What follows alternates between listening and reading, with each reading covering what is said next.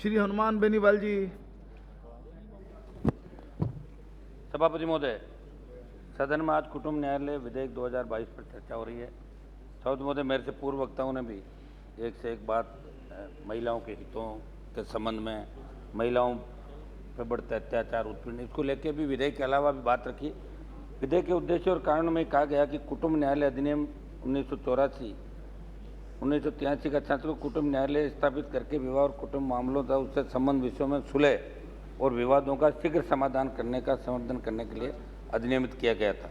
साथ ही आपने बिंदु संख्या 5 में बताया कि हिमाचल प्रदेश और नागालैंड राज्य में कुटुंब न्यायालय अपनी स्थापना की तारीख से कार्य कर रहे हैं और राज्य सरकार के साथ कुटुंब न्यायालयों द्वारा की गई सभी कार्रवाइयों को विधि मान्य करना और उसकी व्यावृत्ति करना अपेक्षित है, इसलिए उक्त अधिनियम को संशोधित करने का प्रस्ताव है।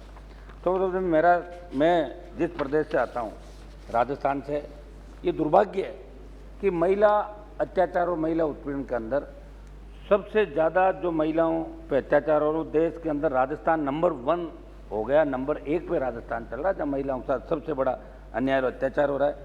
आज मुकदमे दर्ज हो रहे हैं, चाहे उत्पीड़न, इसका कारण तो अभी वर्तमान सरकार ही इसका कारण, और लंबे समय से जो व्यवस्था चल रही इस सरकार के साथ साथ जो लंबे समय से शासन चल रहा राजस्थान के अंदर, वो कारण है इसका सबसे बड़ा।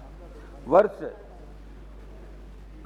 1984 में भारत सरकार द्वारा संसद में कुटुंब न्यायालय अधिनियम लाया गया। इस अधिनियम के माध्यम से पारिवारिक विवाद निपटान के एक अलग से न्यायालय बनाया गया, जिसमें अलग से आप अपना वो कर सकते हैं।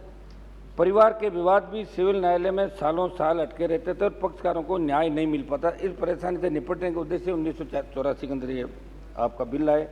मैं मंत्री जी से पूछना चाहता हूँ कि 1984 के बाद से अब तक कुटुंब न्यायालयों में समय पर न्याय लोगों को मिल रहा है या नहीं मिल रहा है, इसको लेकर आपने क्या समीक्षा की, उसमें क्या सामने आया? क्योंकि स्थापना के बाद लंबे अरसे तक निश्चित तौर पर कई चुनौतियां और सुझाव मिले होंगे। आपकी सरकार ने व्यापक सुधार के लिए क्या क्या कदम उठाए जो कुटुंब न्यायालयों में पीड़ितों के लिए लाभकारी बने? सभापति महोदय, विभिन्न आलेख में पढ़ रहा था कि देश के विभिन्न पारिवारिक न्यायालयों में लंबित मामलों की बढ़ती संख्या चिंताजनक है। लंबा समय लग जाता है, न्याय नहीं मिल पाता। ये चीफ जस्टिस ऑफ इंडिया ने भी ये बात कही थी कि न्याय देर से मिलता है, चिंताजनक है। सरकार को इस विषय पर भी सोचने की जरूरत है, क्योंकि 11 लाख से अधिक मामले विभिन्न पारिवारिक अदालतों में लंबित थे। सभापति महोदय, घरेलू झगड़ों के अनेक कारण और विशेषज्ञों का अध्ययन की माने तो पूरी दुनिया का भौतिकवाद की ओर अग्रसर होना भी। ऐसे में कुटुंब न्यायालयों में जो मामले आते हैं उनका काउंसलिंग करके प्रथम चरण में ही निपटारा कराने की दिशा में कारगर कदम उठाने की आवश्यकता है। परामर्शदाताओं, मैरिज काउंसलर की एक बहुत महत्वपूर्ण भूमिका होती है।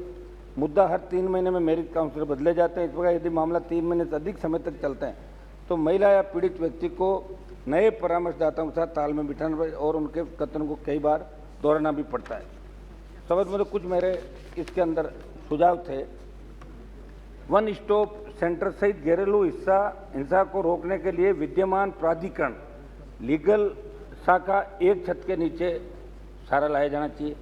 पुलिस, न्यायालय, पीड़िता के लिए कॉमन ट्रैकिंग सिस्टम इस तरह विकसित किया जाए कि त्वरित न्याय मिल सके। पारिवारिक न्यायालयों के काउंसलर, साइकोलॉजिस्टों की संख्या भी बढ़ाई जाए। सभापति महोदय, एक हमारा ये भी था कि पारिवारिक न्यायालयों में सम्मान सिद्धांत के आधार, मेरे से पूर्व वक्ता भी बीएसपी वाले कहते हैं, अपील के मामलों का फैसला करने में मदद मिलती है, क्योंकि एक पारिवारिक न्यायालय के पास प्रतिबंधात्मक क्षेत्राधिकार होता है और अवमानना के मुद्दे पर निर्णय लेने की शक्ति नहीं होती।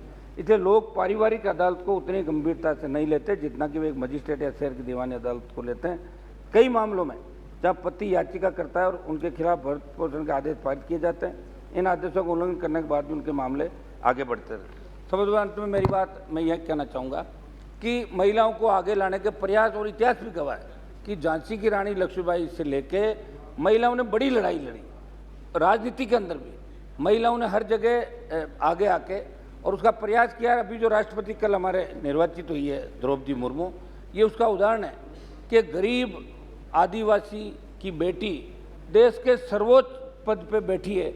ये सबके लिए सौभाग्य की बात है, क्योंकि हमने तो इनको वोट दिया था, समर्थन भी दिया था। शायद क्या बालियान साहब, एक मिनट रुको, आज दिया था ना, वो इसलिए दिया था कि वो आदिवासी गरीब, उनकी जो पीड़ाएं थी, उनके इमोशन थे, जिस तरह की जिंदगी उन्होंने जी, अपने बेटे खो दिए, जिन परिस्थितियों में वो पली बढ़ी, इसलिए वोट दिया। कोई किसी तरह की कोई बार्गेनिंग नहीं की वोट के अंदर, इसलिए वोट दिया कि वो आज नहीं करता बस मैं नहीं करता, बिल पर ही रही है। नहीं करता। समझ मोदे, मेरा पूर्व के कई हमारे सम्मानित सांसदों ने बात कही कि महिलाओं को अधिकार मिलने चाहिए। महिलाओं को अधिकार निश्चित रूप से मिल रहे हैं, लेकिन बार बार हम देख रहे हैं पार्टियां बात करती है कि 50% आरक्षण होना चाहिए, 40% होना चाहिए। तो मैं मांग करूंगा कि दिल्ली का जो मंत्रिमंडल है मोदी जी का, इसमें 50% श्री रविंद्रनाथ कुमार जी, ये मेरी मांग है।